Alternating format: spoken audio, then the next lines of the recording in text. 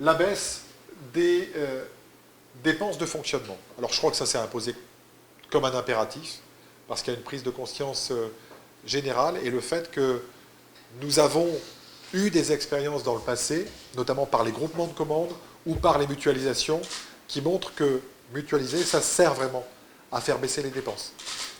Et là, un exemple. Selon nos calculs, la création du pôle culinaire, ça nous permet d'économiser 820 000 euros en fonctionnement sur l'ensemble de nos 23 communes. C'est-à-dire que le service mutualisé nous permet de faire moins de dépenses que le fait d'avoir laissé un service atomisé entre nos différentes communes. Vous avez entendu parler du bonus-malus des collectivités, c'est-à-dire en gros c'est quoi le bonus-malus? Eh bien, plus on va mutualiser, plus nos dotations seront majorées, moins on mutualisera, et plus nos dotations qui sont déjà minorées le seront encore plus. Donc il y a vraiment un souci d'efficacité. Et puis, puisque nos amis de Bercy aiment toujours autant les collectivités territoriales, il est évident que dans le cadre de la réforme fiscale, il y a une volonté de limiter l'autonomie des collectivités locales. Si c'est le cas, et encore une fois je partage l'idée et la volonté d'un redressement des comptes publics, si c'est le cas, il faut, comme ailleurs, que nous soyons encore plus efficaces que nous le sommes. Comment? Avec la mutualisation de services supports et la création de services communs. Quelques exemples. La mutualisation du contrôle de gestion pour les communes et la communauté. Nous avons un contrôle de gestion intégré en ce qui concerne Max. Ce contrôle de gestion va être étendu à toutes les communes pour que nous puissions justement traquer l'ensemble des coûts et baisser ceux-ci. On va créer un service marché public intercommunal pour acheter mieux ensemble. C'est-à-dire que la logique des groupements de commandes que nous avons déjà mis en place depuis 2008, eh bien, elle devient une logique intégrée. Le service marché public, avec un acheteur public, est rassemblé au sein de la communauté pour être plus efficace dans les dépenses. On achève la mutualisation complète de l'informatique.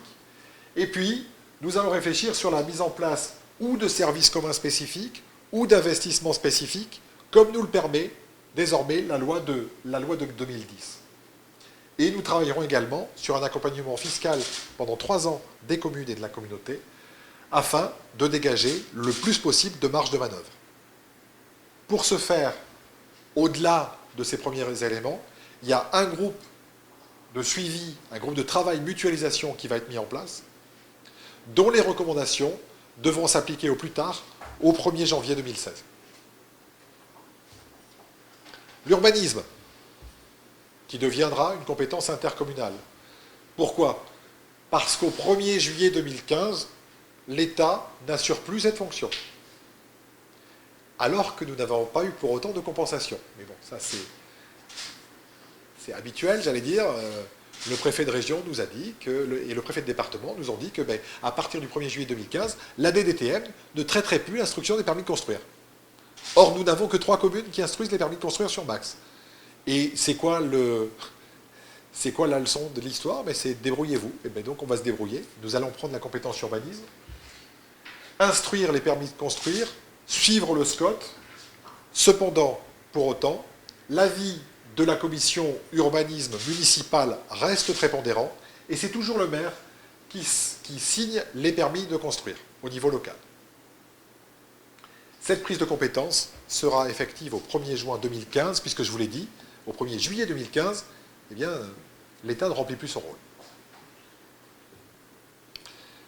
Une prise de compétence, je vous l'ai dit également, en matière de production localisée d'énergie. Pourquoi? Parce que c'est un enjeu, le coût de l'énergie, c'est un enjeu essentiel du développement économique. Le coût de l'énergie est élevé en France, notamment pour les entreprises et pour les services publics. Le but est donc de diviser le prix de l'énergie pour les entreprises du territoire comme pour l'ensemble des bâtiments publics et parapublics. Et puis la perspective, c'est toujours d'aller vers un territoire qui soit plus positif et donc d'aller vers la transition énergétique. Pourquoi cette prise de compétence? Tout simplement parce que nous sommes l'un des rares territoires qui peut bénéficier de la mise en place d'un cercle vertueux. Nous avons pris la compétence en matière de haut débit. Nous avons créé une société publique numérique. L'idée, c'est que l'on puisse créer un réseau intelligent, ce qu'on appelle un smart grid, qui soit capable justement de gérer l'ensemble de ces productions localisées d'énergie et d'être plus efficace dans celles-ci.